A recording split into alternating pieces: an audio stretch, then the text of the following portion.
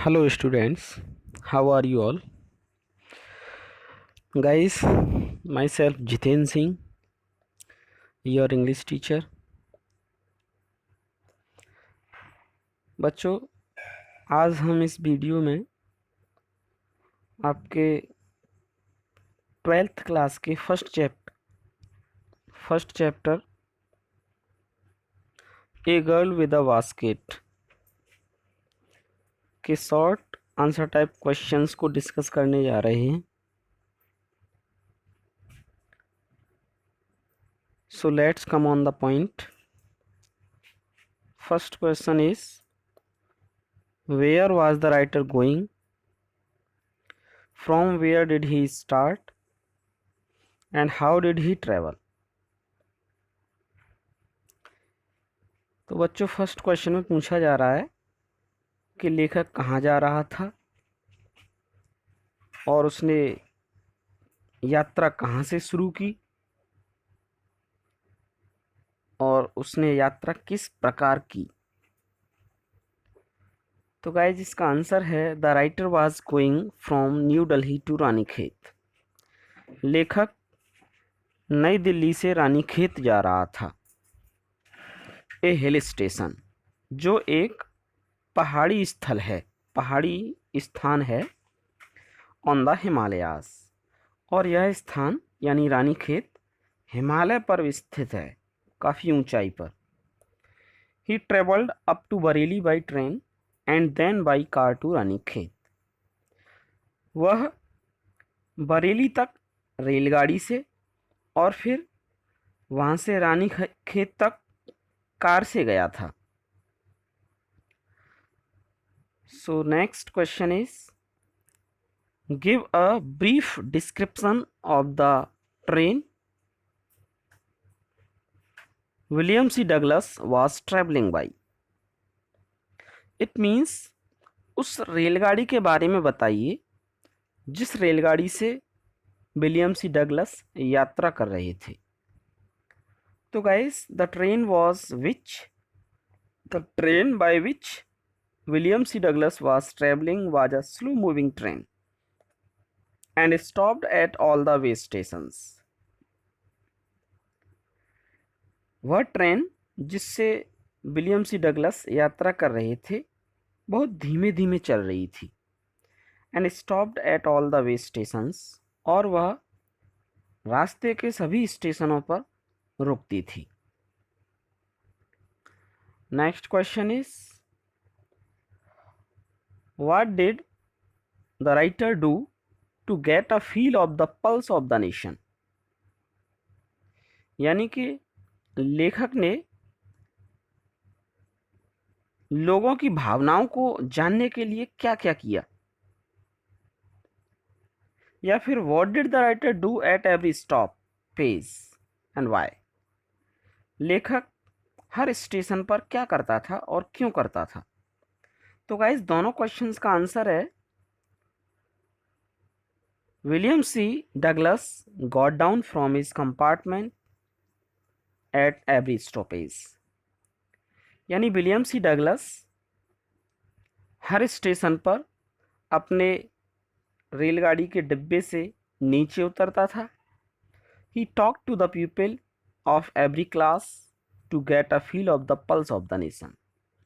और डिब्बे से नीचे उतरकर वह हर प्रकार की यानी हर वर्ग के लोगों से बात करता था, ये जानने के लिए कि उस देश के लोगों की क्या भावनाएं हैं. वह उनकी मनोवृत्ति जानने का प्रयास करता था. So guys, next question is, describe the things and scenes the writer saw on his way from New Delhi to Ranikhet. तो बच्चों, यहाँ पर राइटर के द्वारा पूछा जा रहा है कि लेखक ने नई दिल्ली से रानीखेत जाते समय रास्ते में क्या क्या चीज़ें देखीं, क्या क्या दृश्य दिखाई दिए उसे, उनका वर्णन कीजिए, उनके बारे में बताइए. तो guys, on his way from Delhi to Ranikhet The writer saw platforms overcrowded with the people of all castes and trades. नई दिल्ली से रानीखेत तक रास्ते में लेखक ने प्लेटफॉर्म देखे जो over crowded with the people, लोगों से भरे हुए थे, यानी प्लेटफॉर्म्स पर काफी भीड़ थी और वे लोग हर प्रकार की कास्ट और ट्रेड से रिलेटेड थे, यानी कोई किसी जाति का था, कोई किसी जाति का था, कोई क्या व्यापार करता था, कोई दूसरा व्यापार करता था। ट्रेड्स मीन्स व्यापार। The rich plains of Ganga, लेखक ने रास्ते में गंगा के समतल उपजाऊ मैदानों को देखा। डीप थिक फॉरेस्ट, गहरे घने जंगलों को देखा उसने।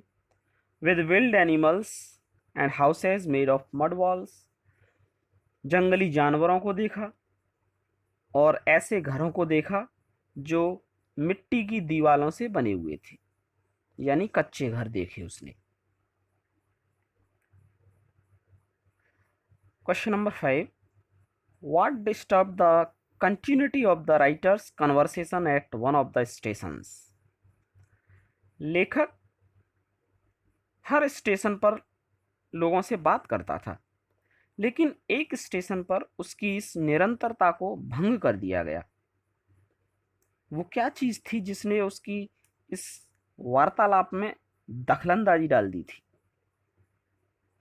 तो guys, at one of the stations a group of young refugee children, एक स्टेशन पर छोटे छोटे शरणार्थी बच्चों के एक समूह ने who were selling handmade basket and fans, जो बच्चे हाथ से बनी हुई टोकरियां और पंखे बेच रहे थे, disturb the continuity of the writer's conversation, उन बच्चों ने लेखक के वार्तालाप को भंग कर दिया, यानी उसकी इस निरंतरता में दखलंदाजी डाल दी। So guys, next question is, who were these children selling basket? What information does the writer give you about them?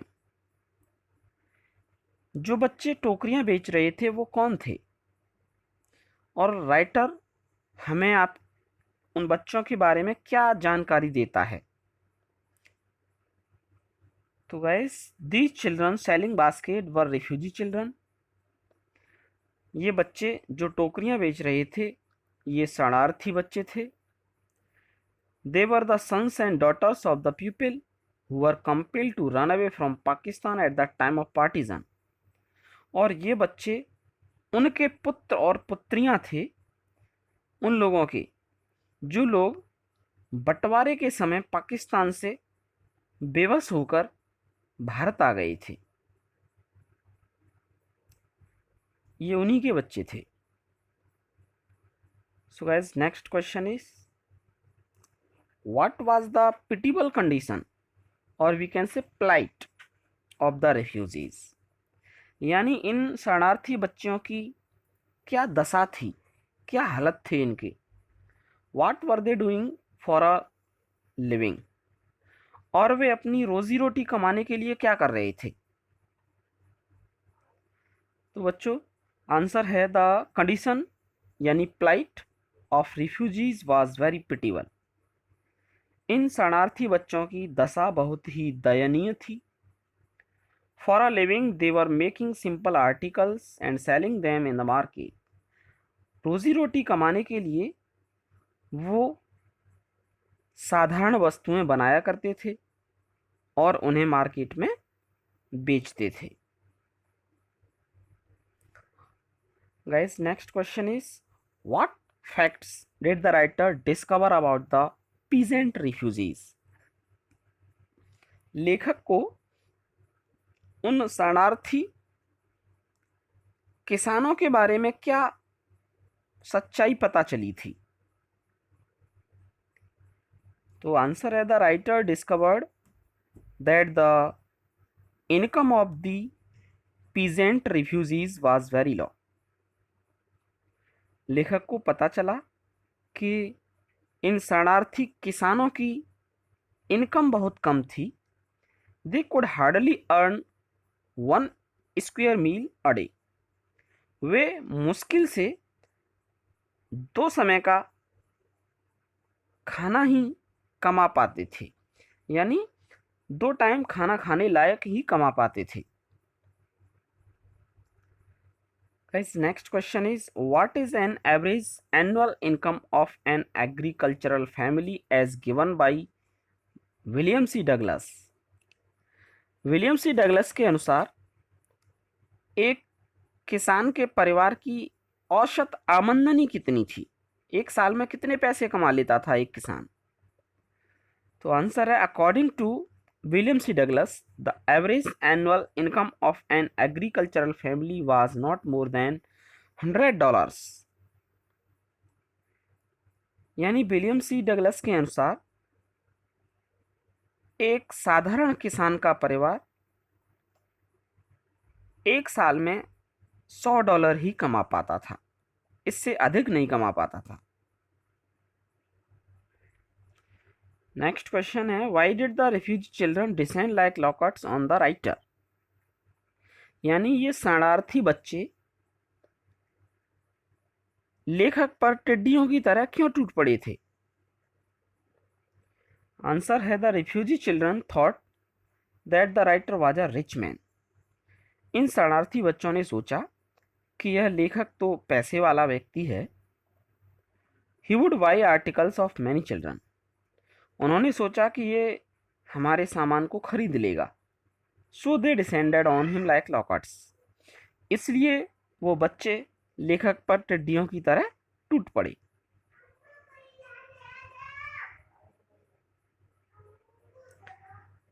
Next question is what things did the author William C Douglas buy from the refugee children so that his arms were full. लेखक ने शरणार्थी बच्चों से क्या क्या सामान खरीदा जिससे उसके हाथ भर गए। आंसर है the author William C Douglas bought from the refugee children many articles. लेखक ने इन शरणार्थी बच्चों से बहुत से सामान खरीदे। एज अ स्विंग बास्केट, जैसे कि एक सिलाई का सामान रखने की टोकरी, वेस्ट पेपर बास्केट, रद्दी कागज रखने की टोकरी, फ्रूट बास्केट फल रखने की टोकरी, एंड फ्यू फैंस कुछ पंखे इत्यादि। So his arms were full, इसलिए उसकी बाहें भर गईं, उसके पास खाली जगह नहीं बची। Next question which vendor among the children drew the writer's attention most and Y.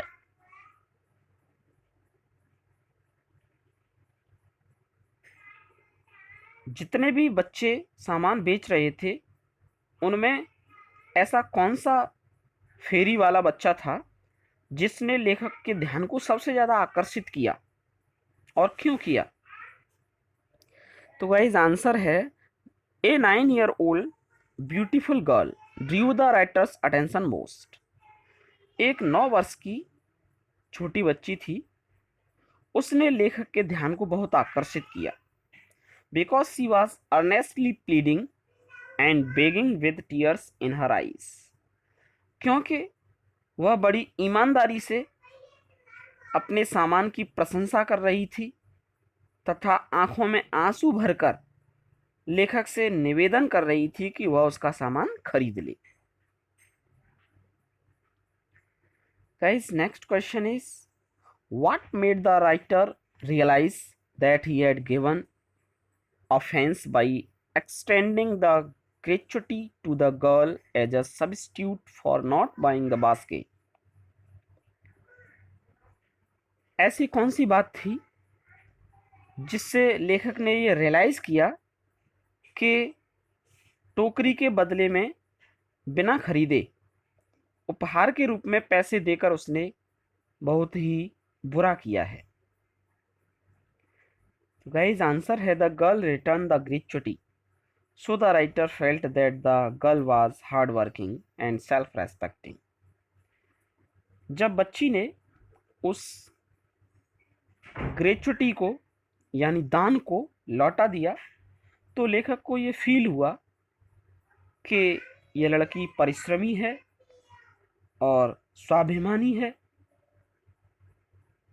So he realized that he had given offense by extending the gratuity to the girl. इसलिए उसे ये अनुभव हुआ कि उसने बच्ची को दान दे करके ठीक नहीं किया है, बल्कि उसे उस टोकरी को खरीद लेना ही चाहिए।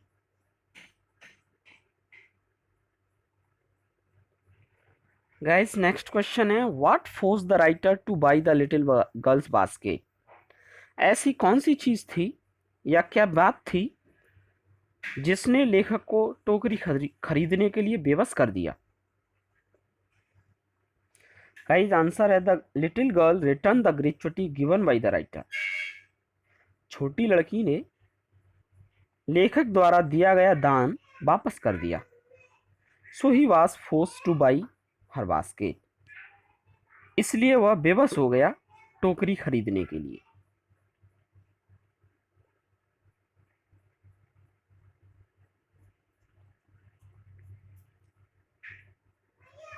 नेक्स्ट क्वेश्चन है, why did millions of people leave Pakistan for India? लाखों व्यक्ति पाकिस्तान छोड़कर इंडिया क्यों आ गए थे? या फिर what misery did partition between India and Pakistan cause to the people? जब भारत और पाकिस्तान के बीच बंटवारा हुआ तो लोगों को क्या दिक्कत का सामना करना पड़ा? गाइस, आंसर है at the time of partition millions of people left Pakistan for India due to fear of religious फैनाटिज्म।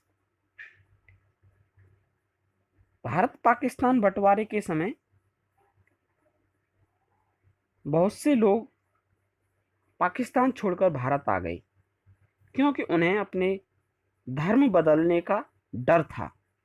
They became homeless and penniless, और इस प्रकार वे बिना घरबार के और बिना पैसों के हो गए। उनके पास न तो अब घर बचा था न पैसे बचे थे।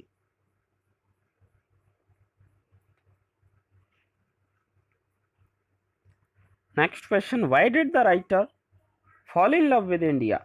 भारत से प्रेम क्यों करने लगा था लेखक? तो गाइस, आंसर है the writer found that the people of India were proud and gracious even in poverty. This was the reason he loved India. लेखक ने ये पाया कि भारत के लोग गरीब होने के बावजूद भी बहुत स्वाभिमानी और शालीनता से भरे हुए हैं, और इसी कारण वह भारत से प्रेम करने लगा था।